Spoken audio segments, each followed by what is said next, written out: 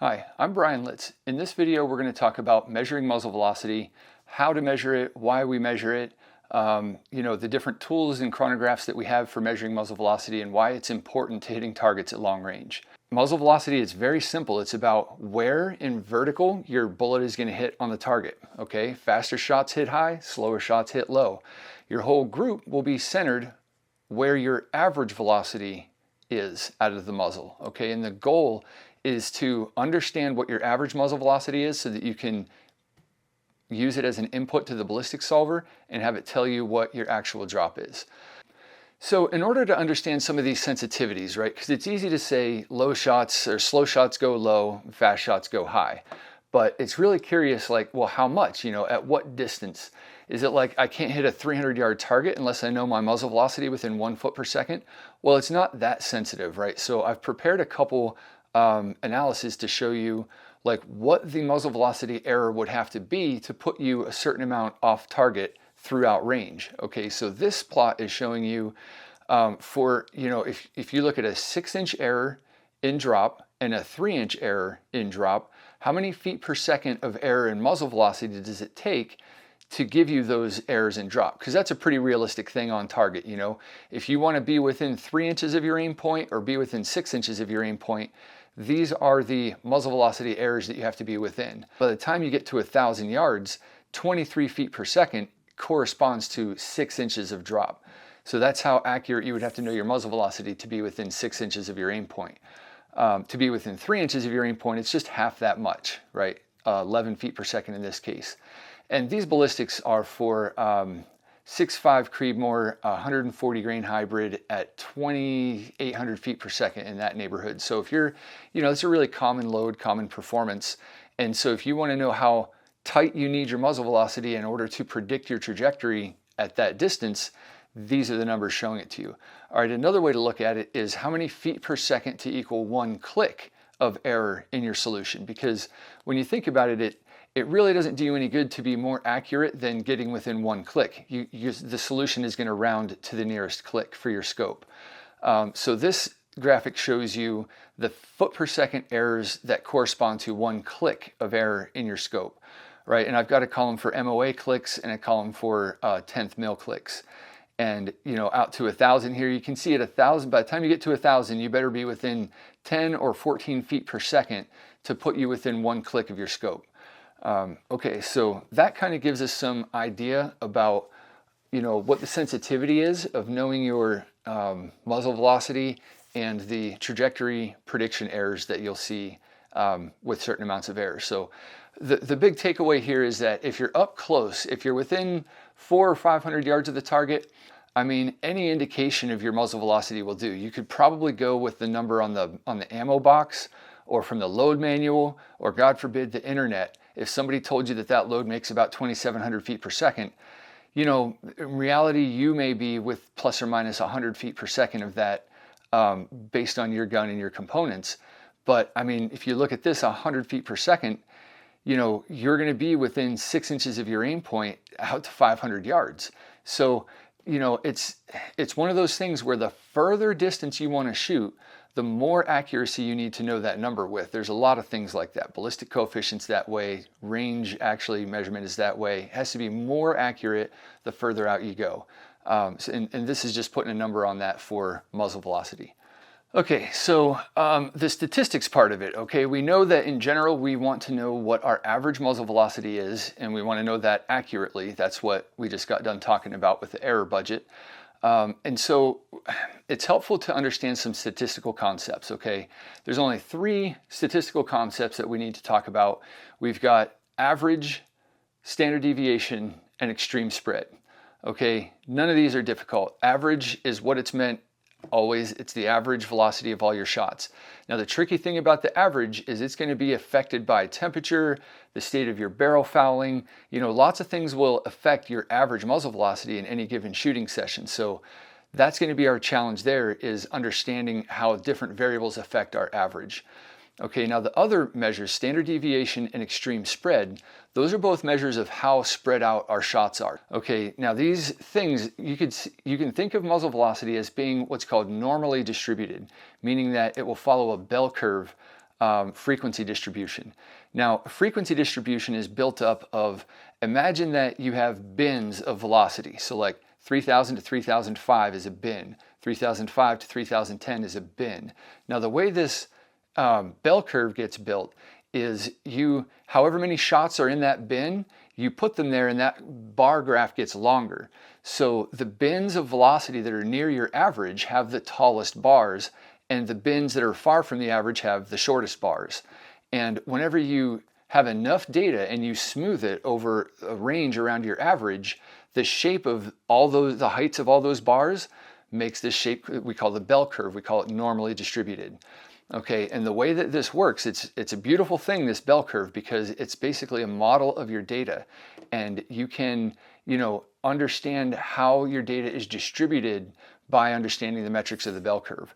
All right, and so the way it works is your plus or minus 1 standard deviation from the average. Okay, so if your average is 3,000 feet per second and your standard deviation is 10 feet per second, that means that plus or minus 1 standard deviation from your average is plus or minus 10 feet per second from 3,000. All right, so from 2990 to 3010, that's what we mean when we say plus or minus 1 standard deviation from the average. Okay, and now because of the bell curve, we know that 67% of all of the shots will be within plus or minus 1 standard deviation of the average. And we also know from the bell curve that 95% of the shots will be within plus or minus 2 standard deviations of the average. All right, so going back to our example of 3,000 foot per second average, 10 foot per second standard deviation, plus or minus 2 standard deviations is plus or minus 20 feet per second from the average. So you've got from 2980 to 3020. Now that's a 40 foot per second spread, and 95% of your shots are expected to be in there. That's 19 out of 20 shots. Okay, and so yeah, your extreme spread you can think of as basically 4 times your standard deviation whenever your sample size is large enough. All right, now this graph is going to show you what I've been talking about dynamically. All right, so it's going to start out showing the bell curve for an average of 3,000 and a standard deviation of 15 feet per second. All right, that's what we're looking at. All right, so what we're going to look at now is a bell curve that is morphing from, high standard deviation to low standard deviation. And you'll see all that's happening is the data is going from being spread out to being concentrated around the average. All right, so this is what the bell curve looks like, and there's lines to the left and right of center that show you within the first lines is 67% of the shots, and within the far apart lines that's 95% of your shots that'll be in there. That's plus or minus 2 standard deviations. So we're going to run this and show as the standard deviation goes down, more and more of the shots are concentrated in towards the center. And if I can stop this, if I stop it right at 10, you'll see here we've got the average of 3,000, and minus 2 standard deviations brings us down to 2980. That's 10 feet per second times 2. Same thing on the other side brings us up to 3020. All right, now, and 67% of the shots are between 2990 and 3010. Okay, that's how the bell curve works. As we continue getting better and better here, we're going to approach a 5 foot per second standard deviation, and you'll see then that now all of your shots plus or minus 2 standard deviations now is only plus or minus 10 feet per second. So now 95% of your shots are between 2990 and 3010 for an extreme spread of 20 feet per second. Okay, that's pretty good. Now, so that was just to show you what the bell curve is, how we represent statistics with it. And so a common topic of discussion here is like, how many shots do you shoot in a group to have a good standard deviation and a good extreme spread? Now, my answer to that is going to be a combination of what is statistically valid and also what is the reality of shooting groups in the field. Statisticians will always tell you that you should have, 100 or 200 or 500 round samples of everything, and that's just not practical. So we have to kind of compromise and balance with that.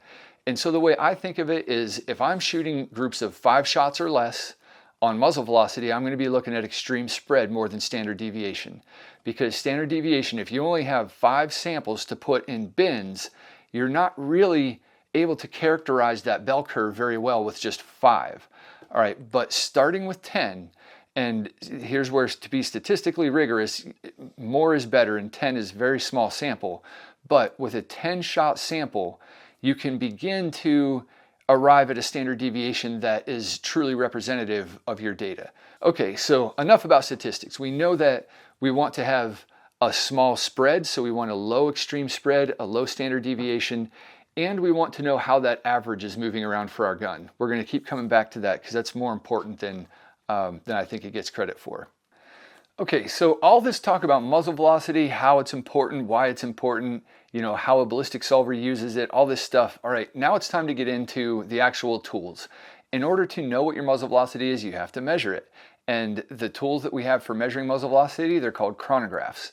And there are different types of chronographs that are built in different ways that have come and gone throughout time, you know, as technology changes. So we're going to dive right into that. We're going to talk about sky screens, Magnetospeed, and radar type chronographs. The pluses and minuses, pros and cons of each. They can all be used effectively, but it's important to know what their sensitivities are and what type of accuracy you can really count on from them.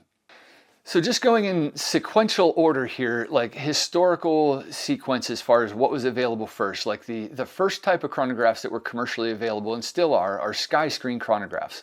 All right, sky screen chronographs is any chronograph that's got the 2 or 3 windows that you shoot through, and it starts and stops a clock, and you get the distance that's traveled, and the clock measures the time that it's traveled, so you get feet per second of velocity over that distance of the chronograph. So that's basically how they work. It starts and stops a clock and calculates velocity between those 2 points. All right, so that's the principle of operation. The practical limitations on accuracy are going to come from, well, they talk about clock speed. All right, all these chronographs advertise our clock speed is this fast, so there's this many ticks as the bullet passes, so we can resolve muzzle velocity within this amount. And clock speed is very important. You do need a fast enough clock. But in my experience with sky screen chronographs, that isn't really what limits the resolution of the chronograph. It comes down more so to the light screens. Okay, that bullet is passing over a thing that is casting a shadow. The bullet casts a shadow on a thing that senses the shadow.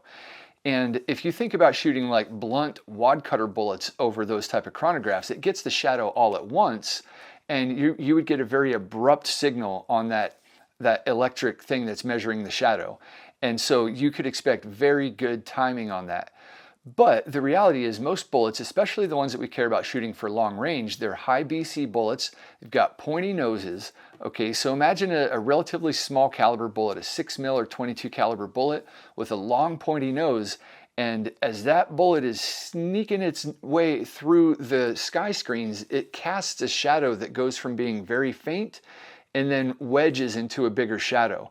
And that creates uncertainty as to exactly when it'll hit the threshold for that photo detector to sense the shadow and send the ICU signal. And that, in my experience, tends to be where a great deal of the real variation in sky screen chronographs come from. You know, way more loss of resolution from those bullets sneaking their shadow through than the clock speed. If you have even 1/8 of an inch of error on where that bullet is detected, if the screen spacing is short, then that 1/8 of an inch is a significant percentage of your measurement. But so the cure for that is to separate the screens by a longer distance. Okay, your screens can have all kinds of problems. I just talked about, the making a shadow very gradually and waiting for that detector to pick it up. But there's other problems you can have with screens too. You can have just an error in how far apart they're spaced. You can have the error where the screens are misaligned. Maybe one's like this and one's like this, so it gets sensitive as to what part of the window you shoot through. Maybe one part is not as far as the other part between where it sees the bullet. You've got, sometimes if you put your chronograph on too long of a rail, it'll bend and the ends will point out.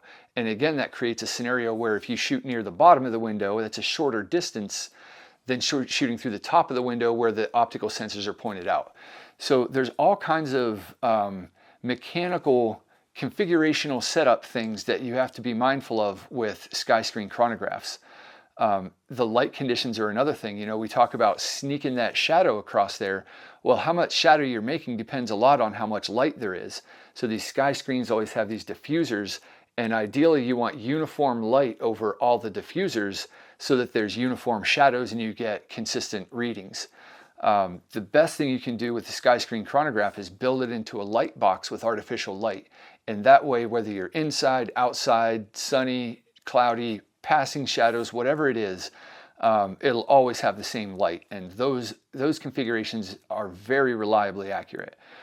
I would say the worst case scenario for a sky screen chronograph is if you've got it outdoors and you're under like a tree. It's a sunny day and you're under a tree and you've got like these dappling shadows, you know, blowing across. And so one shot you might have bright sun on one and not the other, and the next shot maybe it's reversed. And then so when you start getting a range of illumination on those diffusers is when those chronographs start giving you really poor results. The chronograph, it might be giving you a good average, but because of all of those various light conditions, you could have very poor indication of what your actual variation is. You know, it might tell you in that condition that your SD is 50 when really it might have been 5. You know, just that measurement error can trick you into thinking that your load's worse than it is. All right, so that's why it's one of the reasons it's important to pay attention to your chronograph setup and operation and sensitivities so that you're not misled into what your load's actually doing. So I would say on that note, in order to get the most accuracy and precision out of your sky screen chronograph, the best practices are to get the longest rail. Now, say I normally don't want to go into brands of things and just talk about configurations, right? But there's only one brand of sky screen chronograph that I know of that lets you mount it on variable length rail. That's the Ahler system, the Ahler 35 chronograph. And I would say that is definitely the best of the sky screen chronographs. It comes with a 4-foot rail standard, and that's plenty good enough to get you well within accuracy and precision that you need for long range. But you can also it's just conduit, it's just electrical conduit. So if you want to use a 6-foot rail, an 8-foot rail, you know, eventually you have to balance how rigid it is. But the farther apart those rails are, literally the more accurate your measurements are with the same uncertainties. So that's a good practice is to, you know, if you're going to use a sky screen chronograph, the Ahler is the best one, and you can set it on as long of a spacing as you can manage. So another one that I'll mention is the CED Millennium 2. Not even sure if they still make them, but it was basically the second longest commercial chronograph. I think it was on a 2-foot rail that was hinged in the middle. And, you know, for the cost of it, it was pretty good. It would get you within 10 feet per second.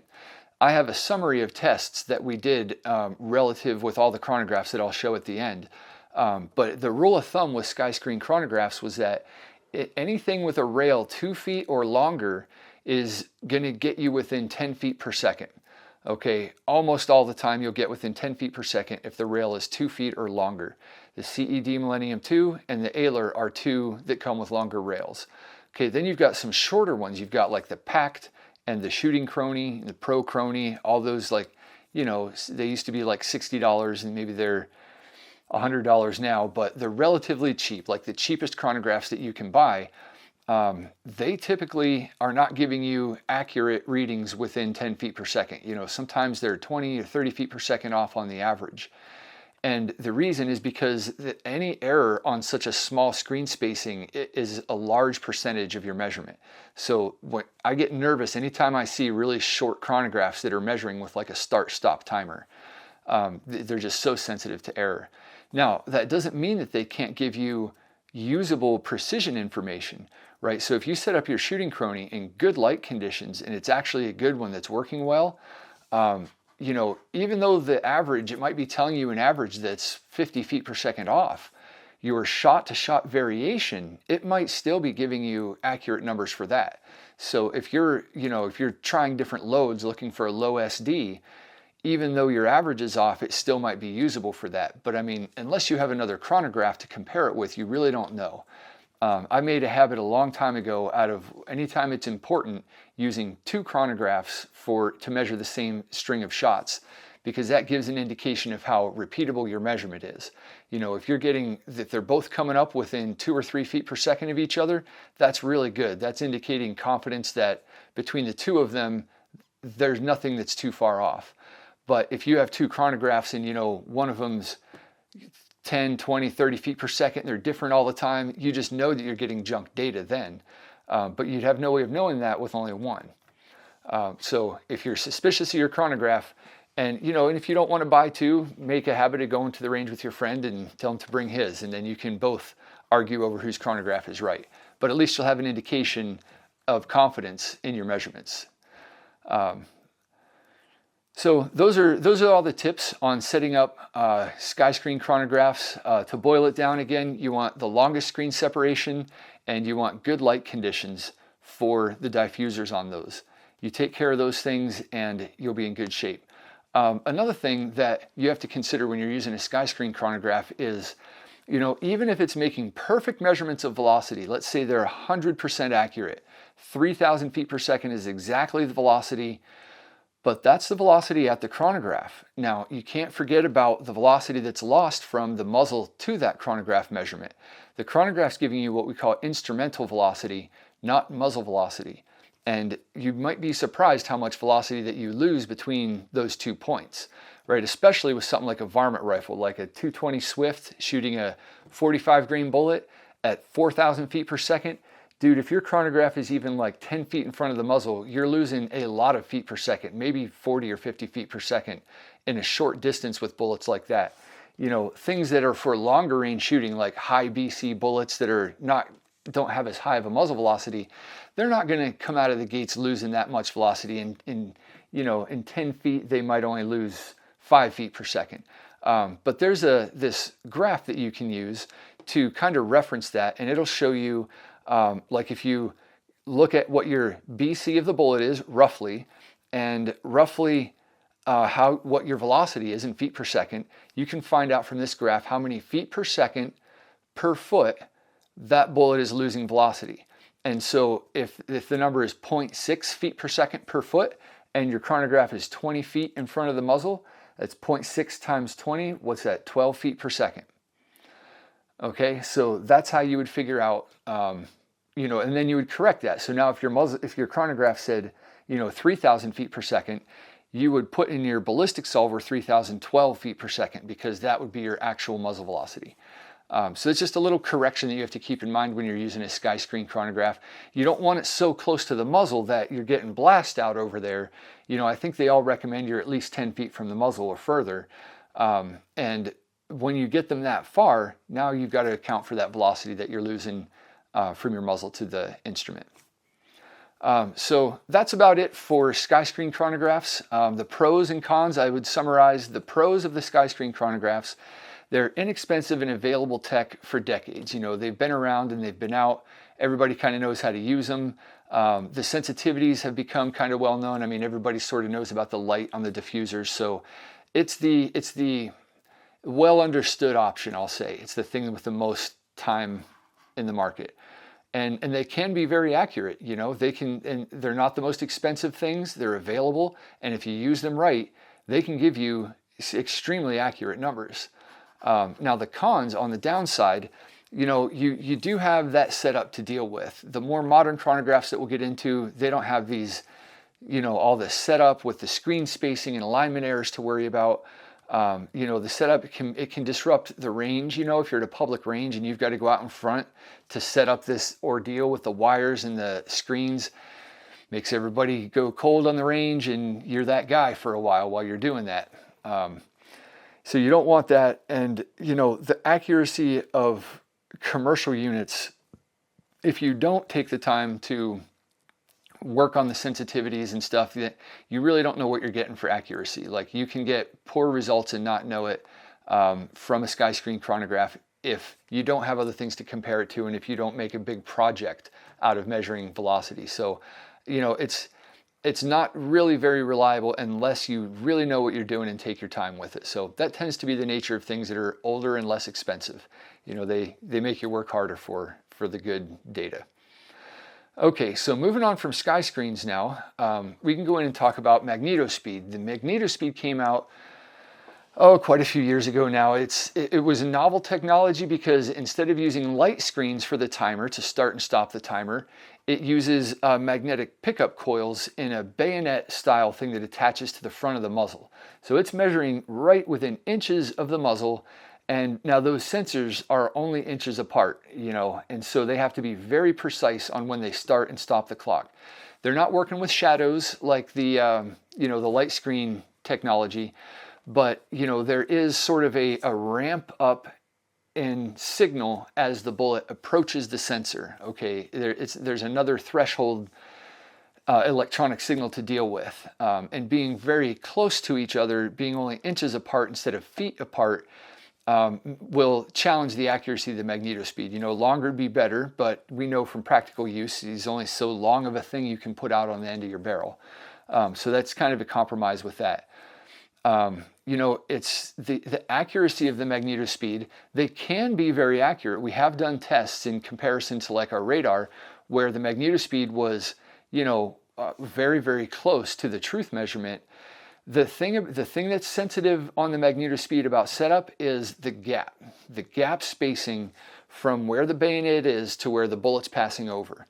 Okay, now that gap, the idea is the closer you get to that gap, the more sharp and abrupt the signals are to the coil pickups. And so the more accurate your measurement will be. The farther you get from there, the softer the signals are going over the pickups and the less consistently it's detecting the threshold. So the measurement, I would say, is softer or squishier there as you get further away. And we're only talking about, you know, 1/16 of an inch difference can matter on that spacing. And with the magnetospeed, they give you a spacer bar that you're meant to put this on the bayonet, and then it should come up just at the bottom of the bore. So I think it's an 1/8 inch spacer of separation. And I think that is it's a good size for that spacer to be, because at that distance you can get a good usable measurement. It's not as accurate as it could be, but it's safe. And when I say safe, anytime you attach something to the front of your gun and plan for the bullet to pass very close to it in recoil, you run the risk of shooting the damn thing. And I've done that myself. I've had that thing strapped on there, it came loose, and on one of the shots it just gets vaporized out there. So that spacer tool is kind of an insurance policy that it will give you a good accurate measurement, but it's keeping you far enough away that you have some room for error on actually shooting the thing. And so if you dare to try for more accurate data, you can try to cinch that bayonet up a little closer to the bore line, let the bullet pass a little closer to it. If you do that, you got to really tighten it down though. You know, otherwise it can move around and you might not have magnetospeed much longer. The very first thing I noticed when I shot it was the smell. You know, there was nothing weird about it. Wasn't the sound, there's not a hole in the target. As soon as I shot, it's that smell of burnt electronics and you just know. Okay, so up until now we've talked about the magnetospeed in a way that I think many people understand it. You know, so far I would say it's been like content for new shooters without experience with magnetospeeds, but now I'm going to go into some things that are kind of like not really common knowledge, even if you've used a magnetospeed a lot. So a couple of the special considerations to make about the magnetospeed both have to do with the fact that you're attaching it to the muzzle of your gun, okay?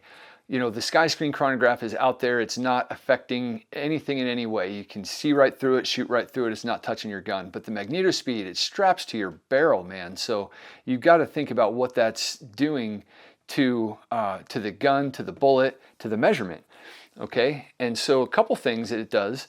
One thing it does is, because it's in recoil with the gun, it's in relative motion, and the bullet so the measurement that you get of the bullet passing over it is actually a combination of the bullet speed and the gun speed in recoil.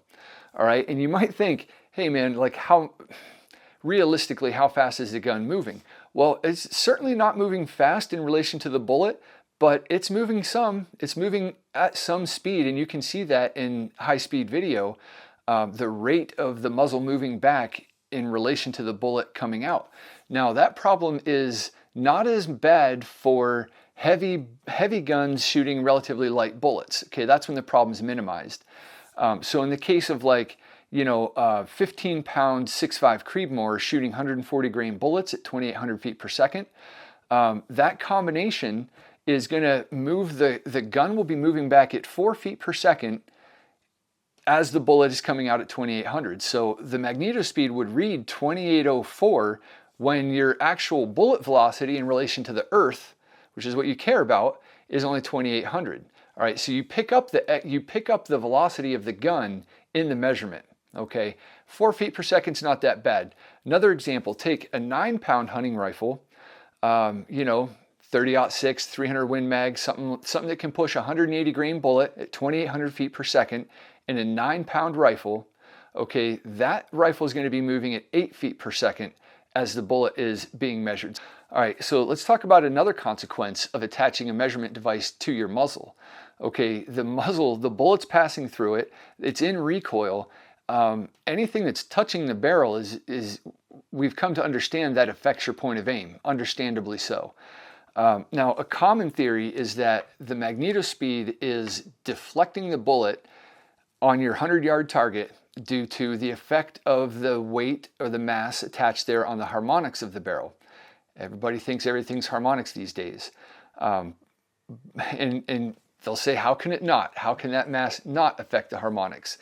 Well, certainly the mass is affecting the harmonics, but the harmonics don't occur until after the bullet has left, right? There's an impulse that occurs during recoil when the bullet's being fired, and after that impulse, after the bullet is gone, then the harmonics, you have your vibrations, but they're not affecting that shot because it's gone by now. So I don't think that the magnetospeed's effect on harmonics is a problem to shot displacement, but we know that, sometimes when you put a magnetospeed on, it changes your point of impact on the target. Well, and so a lot of guys are hesitant to use a magnetospeed when they're doing load development because it's like, well, I don't know if my groups will be the same with it attached and with it not. And I think it's a good point. You don't know if your groups will be the same, whether it's harmonics or something else that's deflecting the bullet. And I've got evidence that it is something else. I'm going to show it to you. So remember the gap that I was talking about with, they give you an 1/8 spacer, and, if you get a little closer, it's good for accuracy. Well, accuracy of your velocity measurement, obviously. So another thing that happens though with that bayonet as you get it closer is, anything that's moving through the air at supersonic speed is pushing a shock wave, and shock waves reflect. So in this case, this is a 243 shooting 109s. And we've got the bayonet here. It's at the normal spacing. Okay, this gap is probably just like if you were going for your spacers and trying to make it match the gap exactly, this is the combination of spacers that we got that put us just on the wide side of that gap. All right, so just a little bit thicker than the spacer. There was another combination that got us just a little bit less gap than the spacer, and I'll show that next.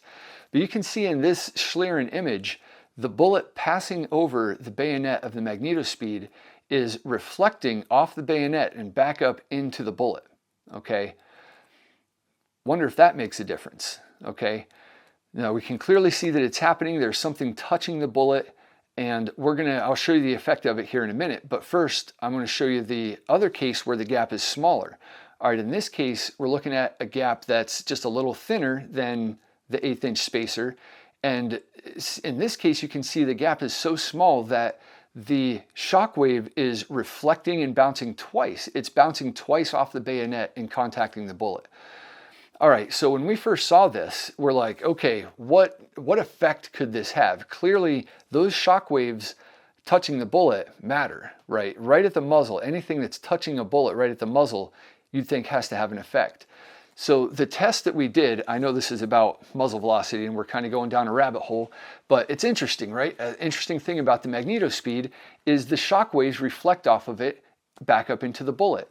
And so the test we did is we mounted the magnetospeed to the left side and then to the right side of the barrel, right? Because we didn't want to put it in vertical because you've got velocity effects there too. So we put it on left and right, and we shot a group with uncolored bullets at 300 yards, 5-shot group, with no magnetospeed attached. And then we put the magnetospeed on the right side, and those bullets are colored with red Sharpie, okay? And then we put the magnetospeed on the left side and shot a group of bullets that were colored blue with Sharpie. All right, and you can see in this target, this is for the large gap, okay, the first one I showed you. You have a separation in the group from, where there was no magnetospeed and then mounted left and right. There's clearly a difference in where the red and blue shots landed in relation to the uncolored shots. And in this next target, you can see this was a result of shooting with the smaller gap, again with the magnetospeed left and right, and the bullets colored the same way. You can see in this case, there's even more of a separation in the groups. So what this is showing is that attaching the magnetospeed to the barrel, when it's close enough to measure the velocity of the shots, the shock wave is reflecting back up into the bullet at least once, sometimes twice.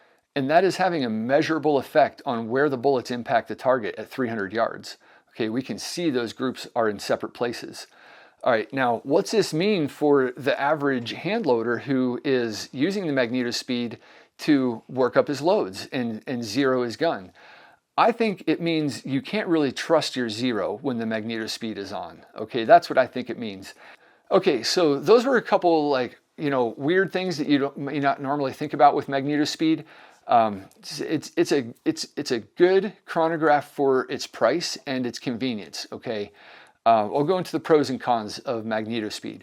So the pros, it's inexpensive and available.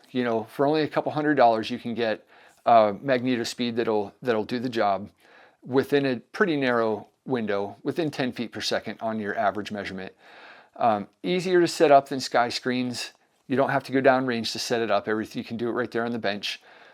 You can shoot different directions with it on too. That's something that we haven't talked about yet, where normally if you set up sky screen chronographs, you have to shoot through that window, exactly through that window and no other direction. But when an advantage of having the chronograph mounted to the barrel is that no matter where you point it, you can shoot a course of fire and shoot up in the mountains, shoot down in the field, you're getting velocity on every shot. So that's kind of a cool thing if you want to use it in a match to kind of see are my shots trending high because my muzzle velocity is high, or is it maybe something else like my zero came off? So having that is an advantage when it's attached to your gun.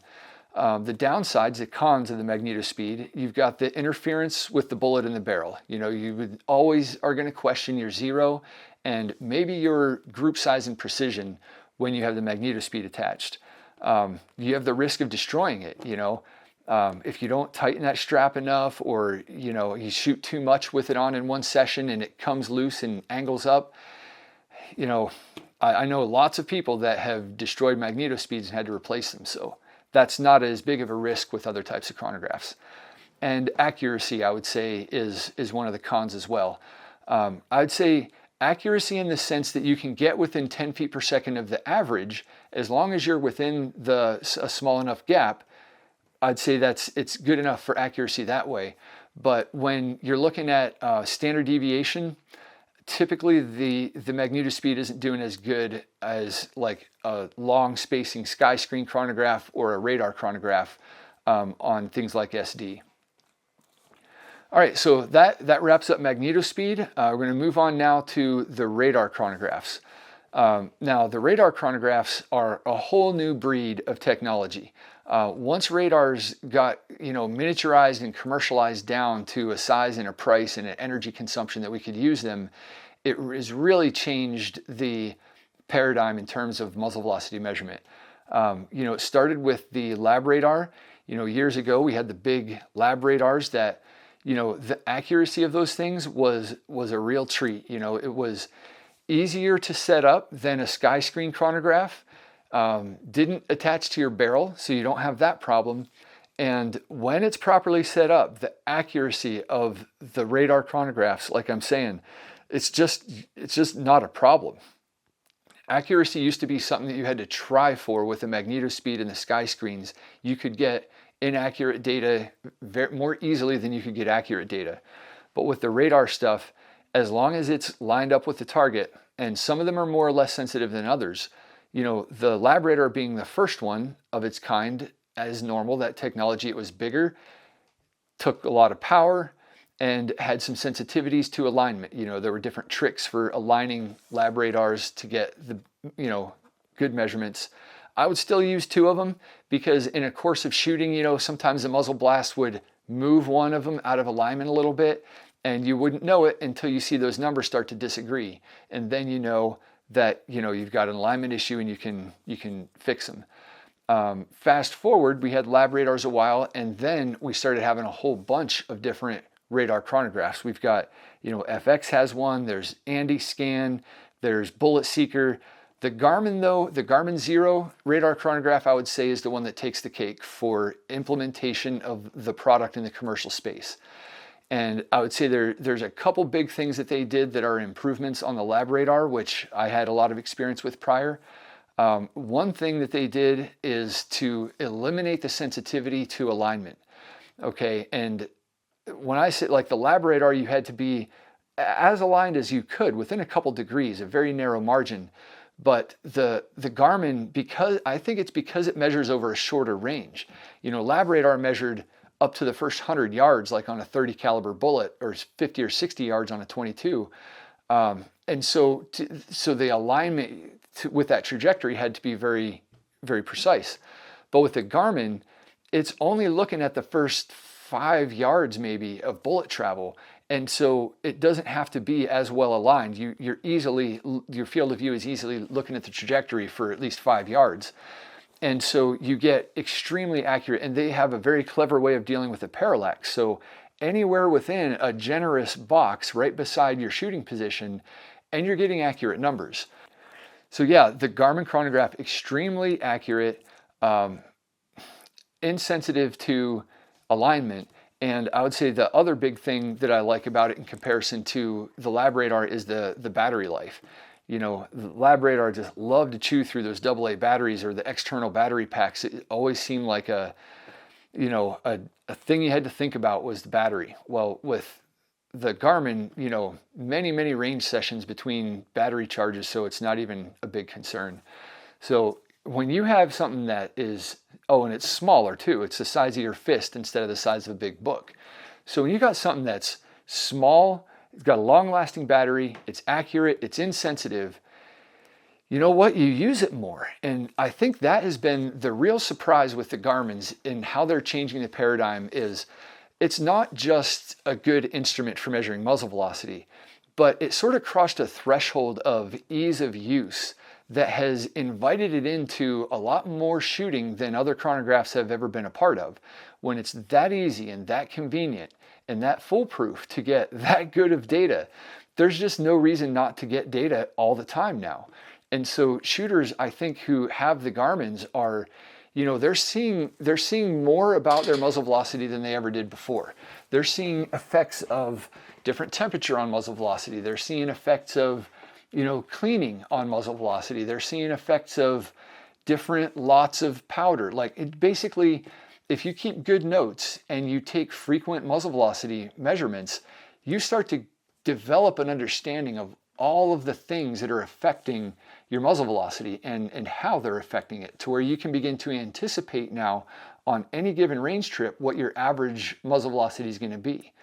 And believe it or not, that is something that, you know, after years of competing, and especially in ELR shooting, going to the line, knowing what your muzzle velocity is one of the hardest damn things about that sport to me. You know, I'd say the wind is the hardest thing, but knowing if you don't know your muzzle velocity within 4 feet per second, you're not hitting targets at 2 miles, right? So going to the line and knowing your muzzle velocity, not within 10 feet per second, but even more narrow than that, you know, and especially on a large high performance cartridge that is doing immense erosion to the barrel on every string of shots, the muzzle velocity average is such a moving target on every time you shoot. I mean, moving within 4 feet per second for sure. But having these chronographs easily at our fingertips to every time we go to the range, we know what our velocity was. We start to stitch together this picture of how the things affect muzzle velocity and with real data. So you begin to be able to anticipate, oh, I know that these are the things that are affecting my muzzle velocity in these circumstances, and before I even go to the line to shoot, I'm gonna, bump up or bump down or adjust my muzzle velocity from the last time I shot. And so, and that wouldn't be possible without all of the data points that we're able to get so quick and easy with a chronograph like the Garmin Zero. So that's the thing that I want to say about that is not necessarily just like the features, the accuracy, but like what it's doing to long range shooting in general is it's changing it. It's bringing more awareness to the variables that affect muzzle velocity, and that awareness in the shooter, it results directly in hitting more targets. When you're ignorant of the things that are affecting your muzzle velocity, you just run with that same input all the time. And guess what? It's right some days and some days it's not. Without frequent, muzzle velocity measurements where you're paying attention to the cause and effect of changes, you're just missing all that. So the paradigm change that was brought about by the radar chronographs, and particularly the Garmin, is worth noting and worth thinking about in terms of like how you can work that into your long range shooting and develop greater awareness of muzzle velocity. All right, so to summarize with the Garmin, the radar chronographs really in general, the pros, they're accurate, okay? The technology of measuring bullet velocity with radar is not even difficult, right? With sky screens and Magnetospeed, with that kind of technology, bullets are moving very fast in relation to what the circuitry and sensors are able to do. Okay, but in relation to radar technology, those bullets aren't moving fast, right? There are none of those squishy thresholds that you have to deal with in sensing the bullet and starting and stopping a timer. The way that a radar integrates a return signal with a sending signal and compares the frequency of those signals, man, you can resolve velocities to within much finer resolution than we even need to for shooting. So those are, important things to keep in mind about radar chronographs and why you really don't have to question their accuracy. The caveat being setup, right? Some of them are still going to be sensitive to setup in terms of alignment. Okay, so they're also small. They're also smaller than regular chronographs. They're easy to set up. You don't need to go down range. Insensitive to alignment, at least the Garmin's. You can weapon mount them for multi-target engagement. Some of them you can. The Bullet Seeker, the Garmin, there's a mount that you can mount it. But now remember, if you do weapon mount your radar chronograph, you have the same issue that the Magnetospeed had, right? Now your measurement is attached to the platform and they're in relative motion with the bullet. So the same math that applies to weapon mounting your chronograph applies to this. Okay, we've talked about now 3 different types of chronographs, sky screens, Magnetospeeds, and radar chronographs. And there's another way of determining your muzzle velocity we haven't talked about yet, and that's from actually shooting and observing your drop. Okay, it's commonly called truing or calibrating your muzzle velocity. Okay, now we're going to talk about that, how you would determine your muzzle velocity by truing, and how that compares to chronograph measurements. All right, there's pros and cons once again. All right, so the idea here is that, say you don't have a chronograph, but you need to establish your muzzle velocity so that you can predict trajectories at all ranges. All right, so the way that you do that is, you have to have a zero to go off of, like a 100-yard, 100-meter zero. Have to have a zero, and then you get a rough prediction for your drop. Suppose it's calling for, 8 mils at 1,000 meters. And you dial 8 mils, you shoot 1,000 meters, but you hit, suppose you needed 8.2 mils to really hit the target, right? You hit low. All right, so what you would do then is tell your ballistic solver that your true drop for 1,000 meters in that case was 8.2, and the ballistic solver will reverse engineer what the muzzle velocity should have been for you to hit with 8.2. And it'll come back and tell you, that it's a little bit slower than you thought you were going. That's why you hit lower. But it'll put a number on it. That is it's not a measurement of your muzzle velocity, but it's a deduction of your muzzle velocity based on where your bullet landed. All right, so with truing in particular, there's a unique advantage of truing that no other chronograph can really do for you. And that is to null out the effect of a launch dynamic if you have one. All right, now what I mean by a launch dynamic is when the bullet comes out of the barrel and is not immediately flying perfectly with no yaw, okay? When I say no yaw, no pitching and yawing, or coning motion as people like to call it. The bullet sometimes has to go to sleep. That's what I mean by a launch dynamic. It comes out shaky and has to stabilize to not shaky. Now, unfortunately, during that time of going to sleep where the bullet has dynamics and yaw, there's an increased level of drag during that time. All right, it's like you have a highly depressed BC while it's flying with all that yaw. And if you were to use a conventional chronograph, all right, something that measured at the muzzle or 10 feet, within 10 feet of the muzzle, and you use that in your ballistic solver, what your ballistic solver and the chronograph, what they don't know is that that bullet has a launch dynamic and it's bleeding an unnatural amount of velocity until it goes to sleep. All right, so you would tell your ballistic solver that you had this muzzle velocity, but it doesn't know it's bleeding. Let's say you bleed 50 feet per second during the time when the bullet's going to sleep. Over a long range shot, that bullet will hit basically at the same place it should have hit if your muzzle velocity was 50 feet per second slower. So a launch dynamic has the effect of artificially depressing what your muzzle velocity would have been. Okay, that's kind of a mouthful, but if you think about it, it makes sense. If you have your actual muzzle velocity is 2,800, but through that launch dynamic, you bleed out 50 feet per second, that the ballistic solver doesn't know to account for. There's no input for launch dynamic. You don't know if you have one. But sometimes there is. It's kind of random as to which guns and suppressors and muzzle devices make launch dynamics and which ones don't.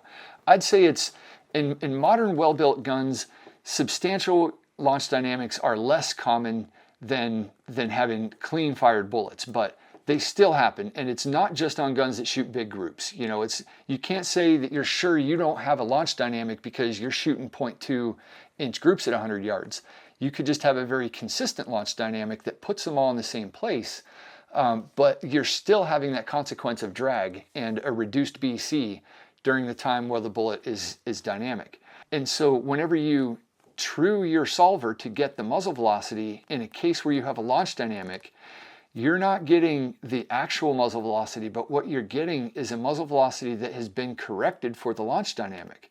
And that's really the number you want. That's a number you couldn't even get from any chronograph. So that's an advantage of truing to determine your muzzle velocity.